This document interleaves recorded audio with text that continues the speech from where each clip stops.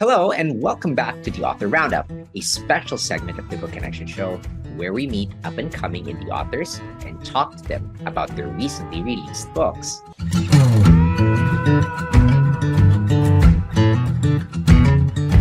Hello, and welcome back to the Author Roundup, a special segment of the Book Connection Show. This is Ray Walters. Another day, another episode where we explore the world of self-supported publishing. Our guest today is an author, speaker, lay pastor, as well as an investment performance professional.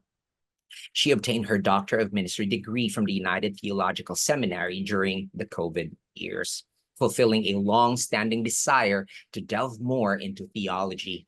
She is the author of Restore Me, released in May this year, and New Wine, released last June of this year, 2024.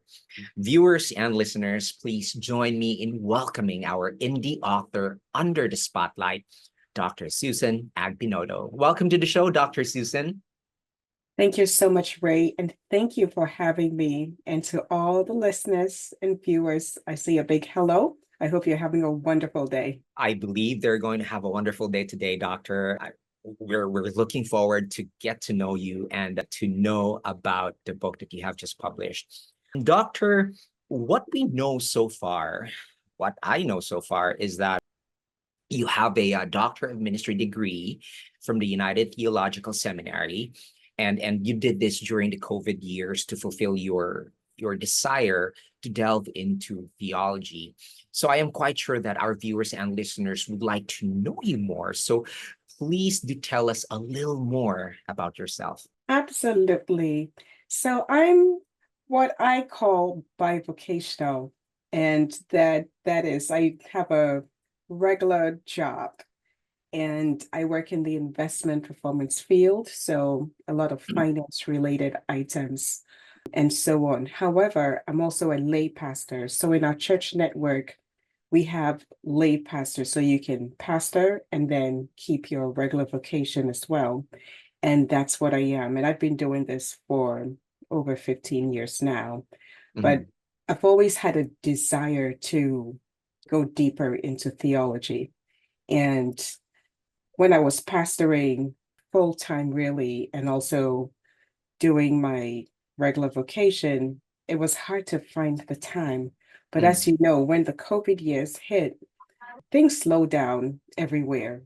And I know that I had friends who were redesigning their lawns and redesigning their interiors and so on. And Yeah. I thought, this is a great time to start that ministry, Doctor of Ministry program. And so I attended United Theological Seminary. I started in 2000. I actually just graduated Mm, and pretty excited. I've always wanted to do that. And I think it was a very fulfilling time for me, just the depth of knowledge, the classes, correct. and especially, delving into research, not just making statements, but statements that are backed by a lot of research. Just going through that discipline, I think was very helpful, both on a faith level and on a professional level. So that's sort of the background that I'm coming from. Thank you so much for that, Doctor. Now, Doctor, this is a long-term desire, right? Delving into theology, this is a long-time desire. I never really had a time until things slowed down a bit. Was a very good opportunity for you. Yes, yes, I've always wanted to do that. And over time, I would look at different schools and see what kind of part-time opportunities were there because I've always just wanted to go deeper into theology. So when Mm. I did find this opportunity to do it, I was very excited and I felt fulfilled. Sometimes I tell my husband that I can't believe I'm done, I've been wanting to do this for so long and then should I do it again, Yeah, just studying the word of God on that level has always Mhm. been a desire of mine, and I'm glad I got the opportunity to do so. Well, thank you so much for sharing that part of you, a little background of yourself, Dr. Susan. So let's talk about your book entitled Restore Me. The subtitle is But Privately Please, the People Cannot Know. I'm very much sure that our viewers and listeners are very much excited to know about this book. So please tell us about it. Yeah, Restore Me is a book that aims for anybody who is going through some kind of personal brokenness, hopelessness, fatigue. And you go through these times, and one of the things that I've come to see everybody does is when you ask someone, how are you doing? The automatic answer is, oh, I'm doing good. I'm Right. doing fine. And you know that you're cracking on the inside, either from, stresses, burdens, and especially if you have someone else you're taking care of, or you are a leader, whether it's being a CEO, a teacher, a pastor, big congregation, small congregation, or if you're even taking care of a loved one at home, and you start to feel that burden and that stress and that fatigue, there's Mm, two things that can happen. Either you crack on the inside until you implode one day, or you start to lean on crutches that are, I would say, outside the boundaries of morality. You start to mm, find little addictions and escape right. routes. And Restore Me is saying, let's confront the issue. What is it that is causing the brokenness on the inside? What is it that's feeding the grief or the trauma? Let's take care of that. Let's take the masks off, but let's do it privately, because I know one fear a lot of people have is everybody's going to know my problems. And I think sometimes that's even what prevents people from seeing therapists, is because you don't want people to know, or you don't want, quote unquote, what we used to call a stigma of seeing a clinician, but it's necessary at times. And this book is affording you the opportunity to do that in your home, one-on-one, take up the mask, let's deal with the issues. You don't have to let anybody know. But when it's time to see someone or a specialist, please make that step and do so, because that's a far better option than thinking that I need to end it all today because there is no hope, because there is always hope for tomorrow. Things can turn around in a day, things can turn around in a season. It's never over, as long as you have life. And that's really what Restore Me is digging into. Yeah, so this book, I was going through the author brief before having this conversation with you, and I came across a line that says, "Who cares for the one who gives care?" And that is so true. If you're leading a congregation, whether it's in a church setting, congregation, or yeah, you said it earlier, as a boss, as a leader, or aspiring to be a leader, these are some of the things that you also need to understand. And I agree with you. Sometimes it's a little bit difficult to share what's going on in our mind. Like if you're handling a group and the stress of absorbing their issues, you're there to listen, they're venting out, and you're trying as a good leader, trying to provide solutions or to facilitate them learning how to solve the issue. But at the end of the day, when you climb up your bed, who's going to listen to you? Who's going to take care of you? Where are you going to vent out your frustrations? Your social battery is low because of the things that you've done an entire day. So, doctor, if we buy this book, it's like as if we're going to also take you with us when you buy this book. Yes. And Ray, you hit that spot on. I give an example of the minister who he's done preaching. He talks to everyone in his church, smiling and holding on. And as soon as he sits in his car, he turns on the car and just starts breaking down and bawling, Yeah. because it's too much. He's dealing with his congregation's problems, but at home, he has even more problems to go to, and he doesn't know where to find the in-between solution. There's also, that teacher whose students are just giving them so many problems, and they're trying to help these students, but at home they have a sick loved one also they're dealing with. How do you get to a place of inner strength? And again, this book is just talking to you, page after page. And I keep this in brief chapters with Mm, little questionnaires at the end of each chapter, because I know that it's hard to read a textbook. And so I really did not want to write a textbook. I wanted to write short chapters that you could really sit down and think about and apply it to your life and say, what exactly am I dealing with? And yes, I right. can't go and tell everyone what I'm dealing with, but one-on-one through this book, I can talk with Dr. Susan and try to strip down the layers to the core and find out where the issues are and start to become restored, the repairing of the brokenness that's on the inside and finding strength and hope to move on. Right. Yeah, that's a good thing to hear from you, knowing that your potential readers can just go ahead and pull out your book from their shelves or from their iPad or their tablets, and they can read a chapter at a time, and they're already going to get something out of reading that chapter. And so that makes this book easy to read and a book that doesn't really put too much pressure on you, because there's also other books out there that you'd have to like read 3 chapters at least before you understand the entire concept of whatever it is that it's trying to explain. And so it's a good thing for your potential readers to know that your book is an easy read, Yes. and they can read it a chapter at a time. Doctor, where did the inspiration come from to write this book? Did you just wake up one day and was like, yeah, I'm going to write this book? Or has this been sort of like going to the seminary? Has it also been a long time dream of yours to write a book? Yeah, so in order to answer that, I have to say I started writing this book in 2016. So Mhm. that makes it a long time ago. And I had started writing it because I was going through a bit of a dark period myself, where I was thinking of, is this it? Is this it for life? Is this all life has for me? Is this all God has for me? And those kinds of questions, because even though I was doing all these different things, I still felt stuck in a Mm, certain way. And so who cares for the caregiver, because I was the pastor at that time. Who do I go to? Who can answer some of these questions for me? And through my devotions, through meditation, I started to write this book. But this book has 2 different layers. There's the layer of looking at it from your point of view, mm, where I'm broken and where I can be restored. The mm, other layer that I look at is the soul. There's a lot of material written about, the body and caring for the body, or even the spirit, no matter what faith background you come from, there's always this spiritual element that everyone talks about, but you don't get a lot of material on the soul, Ray.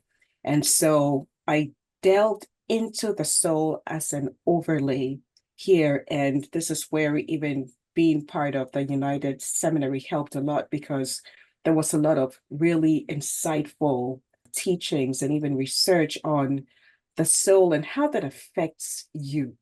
How when your soul is affected by something, it affects your entire being. So I, mm, I marry the two, your personal brokenness and what's going on with your soul.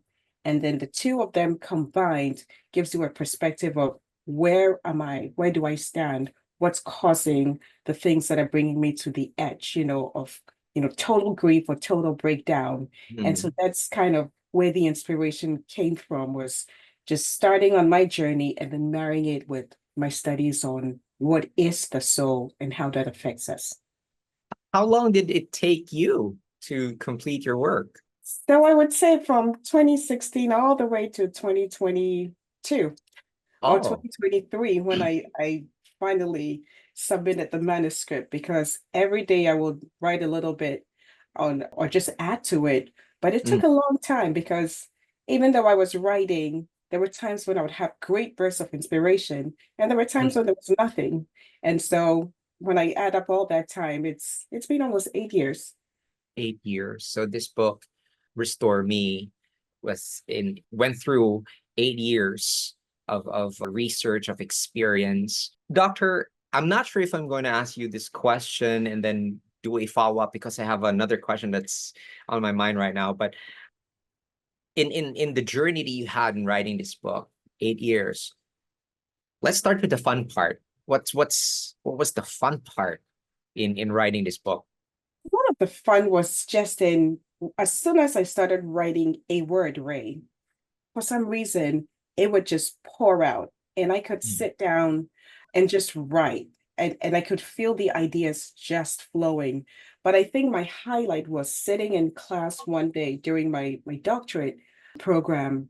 And one of my professors, his name is Dr. Abraham, and I'm telling you, he was something else because he was doing a teaching on the soul and relating that with how, as a pastor, you care for a soul, not a soul as a human being, because we call human beings souls as well, but dividing the spirit from the body and just concentrating on the soul.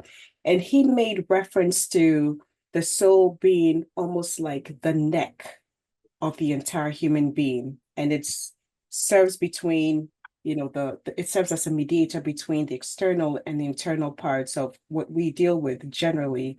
And as I sat down listening to Dr. Abraham, it was like a light bulb went up because that was the bridge that I needed to Mm, marry my soul studies with the brokenness. Because when you read Restore Me, Ray, you're going to start to connect the dots and say, okay, so this is why I did this. This is mm, why this happened to me. This is why I was thinking this way. And that mm. was birthed from those teachings, which to me were just the highlight because it was so much rich information, but also the bridge that I needed to make it all come together. That's a very interesting answer you gave.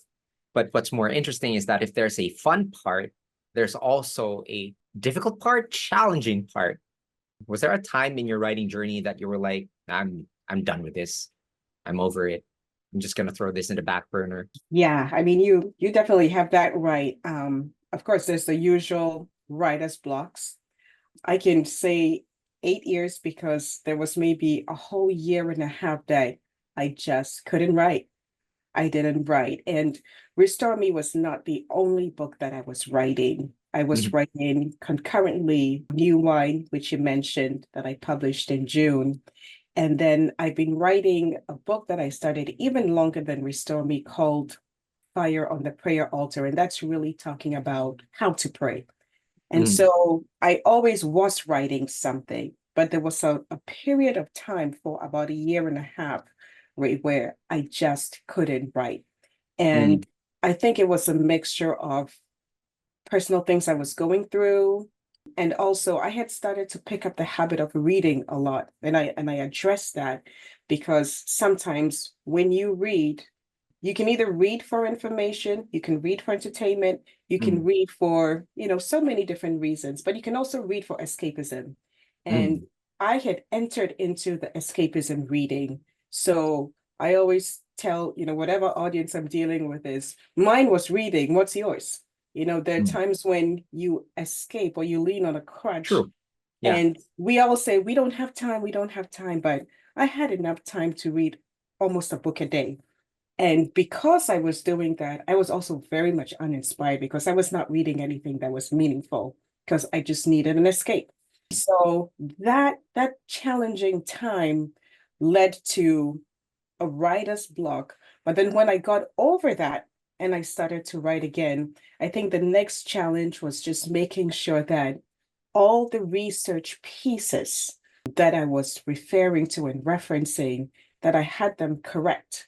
I had the right page, I had the right paragraph, because when you go through the doctorate program, one thing that they're very big on is plagiarism and, Mm, and making sure you're coding your sources. So I had a lot of rich information I was pulling from different sources. And I think just going through the entire material, making sure that I got exactly what I was trying to say from those sources and accurately referencing those sources. Those took a long time to do because I didn't want any kind of professional mishaps and so on.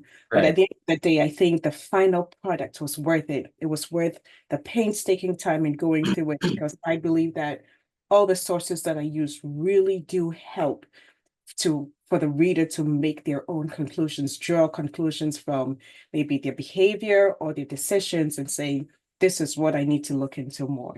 Doctor, you said roughly 8 years for you to complete this book.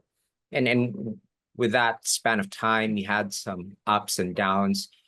I think I would want to know if there's a level of difficulty when it comes to creating the structure, because there are times you said that ideas are flooding in and you have some stuff that you're pulling out when you were doing your research.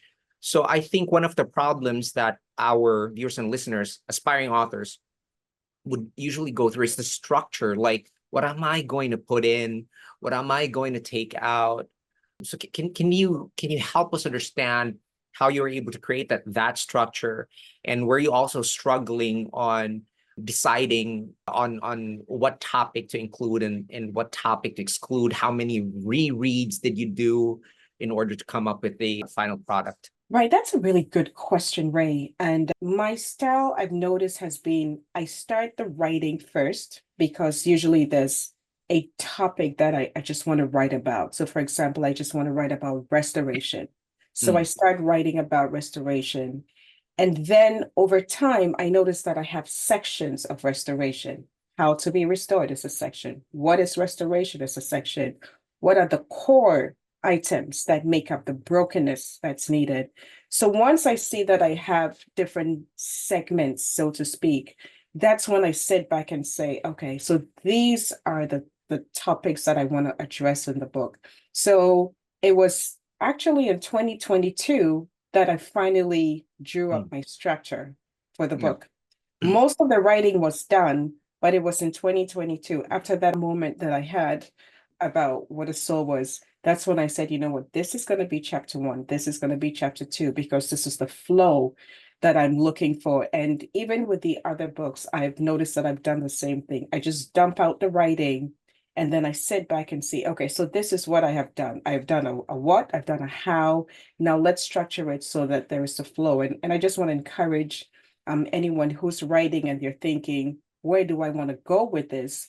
The question I would say ask yourself is, what is your goal with Right. this? You know, is your goal to just simply give information? Is your goal for someone to pick up something else to do? And depending on your goal, you'll see that all of a sudden, based on what you have, the structure starts to flow in because the flow of the structure and the items within it all feed into your goal. And that's definitely what I would give counsel on when it comes to writing. You said earlier that you like reading, Yeah. and either you read because you want to know, you want to learn, or you read because you want to escape. You want a mental escape. I also do that whenever I feel like I want to go somewhere else, but I don't want to go somewhere else. Literally, I just pull out a book and read and let my Right. imagination fly. So, with you being a reader, being a bookworm, do you have authors that you are inspired by that also help you realize your dream of publishing this book? Yes, I have a lot of different authors because I read a lot. And I list a lot of the authors that have been both the inspiration and also some of the material that I've pulled. I list them all in the book simply because I feel like if you go directly to the author that I was inspired by, you may be inspired by also. So some of the authors that I list, for example, are like Derek Prince, and I admire his way of just giving you information in very few words. I'm still learning that particular tactic because I can be, when I'm speaking, especially, I can say a lot of words to convey a point, but Derek Prince has a way of saying few words and he conveys really strong points. So he's definitely an inspiration. There's also another author, Bishop Dag Hayward Mills. He has a lot of books and very inspiring to read. And like I said, I list a lot of them within the books, but books that give me information, books about writing styles, books that are just simply educational, anything that helps me just broaden up my mind. Rick Joyner is another one. His book on leadership has been a real push for me to keep pushing the boundaries. But those are some of the authors I would say that are very inspiring to me. Right. Now let's talk about feedback. You've released Restore Me in May, right? In May of this year. Yes, that's And right. then you just recently released another book. Fine. Right. And so feedback. What's the nicest feedback you received in your work? Yeah, I didn't think that I would be so rewarded by hearing back from people, Ray. Mhm. But it's really nice to hear someone give feedback on your book. So I have two different groups of feedbacks, I guess. Those who know me and have read Mhm. my books. And so those are the ones who would send me an email and say, Susan, somebody recently sent me an email and said, I was reading one of your books and also listened to you speak.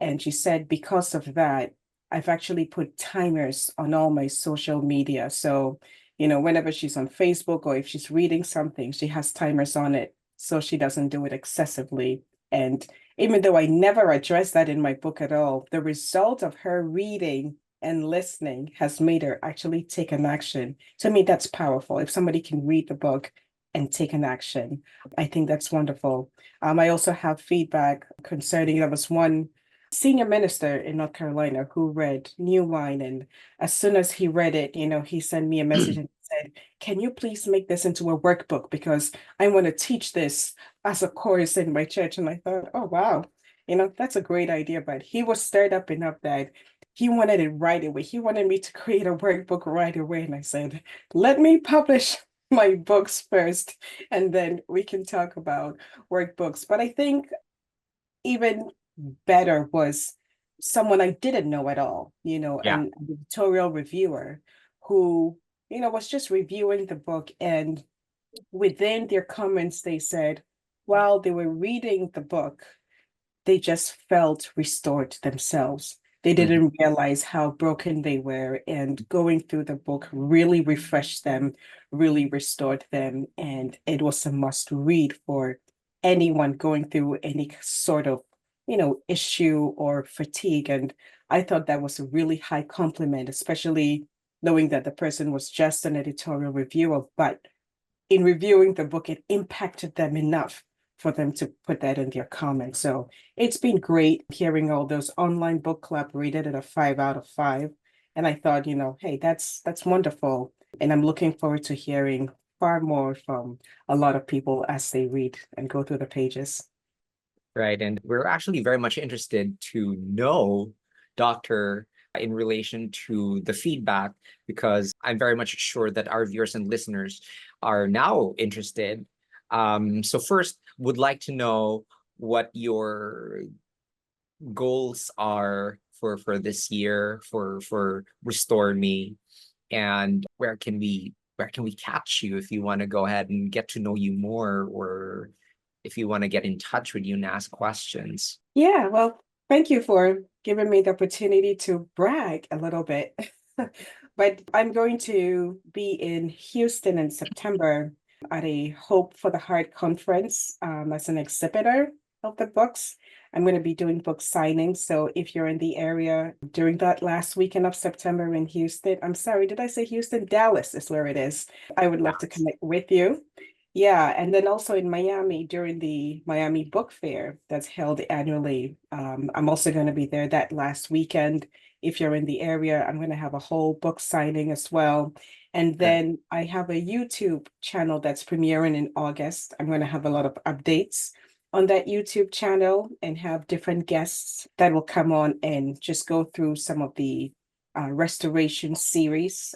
That's how it's going to be really presented that as the restoration series. So please definitely check out the YouTube channel. And then my website is simply my name. It's susan-agbenoto.com. And I'm going to put all of these announcements on there. So catch me on Instagram, catch me on the website, catch me on YouTube. I would definitely love to hear from you. And let's keep connected and let's take it from there. Right. So how can we find you on YouTube? Do we just search your name on YouTube? Yes, you can just search my Okay. name on YouTube. All right. Yes. And where can we pick a copy of your book? So my book is available everywhere that books are sold, and Amazon, of course. I think now the world is an Amazon world, but Amazon, Barnes and Nobles, christianbook.com, yeah, Books a Million, anywhere that books are sold, both hard copies and electronic books, they're available. So pick up your copy and let me know what your thoughts are. Right. And it's a good thing that you're on Amazon, because everything, as you said it, everything is like on Amazon these days. If you want to buy something, it's on Amazon. Yes, It's a huge shop where you can buy a lot of things, and right. your book is going to be on there. So, Doctor, I would like to ask for your advice. Your advice first, and then give us a final message. What you want to share to us, especially our viewers and listeners on YouTube and on our podcast channels. It's a mixture of aspiring authors and those who are just looking for a book they want to read. So, your advice and your final message. Yeah, my main message would be don't give up. No matter what you're doing, no matter what you're writing, and no matter what hits you in life, because life has a lot of curveballs. There are times when you're going to wake up and you see that everything that you've worked for has crumbled down. You're going to be writing a book and you find that I'm stuck. I have nothing more to say. And the temptation is just to say, I'm not right. I'm not a writer. I'm not called to be a writer. But no matter what you're doing, whether you're writing, whether you're speaking, whatever vocation you're doing, know that yes, there will be really hard times, but don't give up. Hope is not lost. And if you need to sit back and take a break, then do just that. Take that break and refuel yourself and keep going, because somebody somewhere needs to hear what you have to say. Somebody somewhere needs to meet you, and you have something to offer. Ray, I just met you today, but you have enhanced my life by talking with me. And I'm glad that we got to this point where I could actually speak with you. And I would tell you, don't stop what you're doing, because you're bringing light, you're bringing hope, and you're bringing even light to reading, because I think reading is also becoming a slightly lost art, but there is so much power in reading a book. And it's very different from listening. Listening is good, but we don't realize how much we miss when we listen. But there's real power in picking up that book and reading it at your own pace. So my message is don't give up, number one, and let's keep reading, because there is real power in reading those words. And thank you again so much for having me today, Ray. Thank you so much for having this conversation with me, Dr. Susan Agbenoto. To our viewers and listeners, there you have it. The book is already out. You can pick it up, order it on Amazon. If you're looking for a book that's a good read, easy to read, this book is for you. If you've been looking for help and you just, because just like myself, sometimes it's a little bit difficult to look for help or to share whatever it is that I'm feeling, what's weighing me down as a leader, be it in a congregation, in a work setting. If you just want to go ahead and get something that's going to be your platform to restore yourself, then this book is for you. Dr. Susan, thank you so much for saying yes to our invitation to have you for this episode. I hope that you enjoyed your time here. I definitely did. It was a pleasure. And I really liked your questions. They were well thought of. And I look forward to having another interview soon with a new book. Please, let's have a catch-up interview. If you have another book, let's catch up again and let's do another episode. And I'll be more than glad to host that episode with you. Awesome. Thank you so much. So also, I just want to go ahead and thank our viewers and listeners for staying with us all throughout this conversation. Now, before you go, I need you to show some love by subscribing to our channel. And I want all of you guys to stay tuned for our next interview on the Book Connection Show, where we meet extraordinary indie voices with incredible stories. Again, this is Ray Walters. Join us next time here on the Book Connection Show.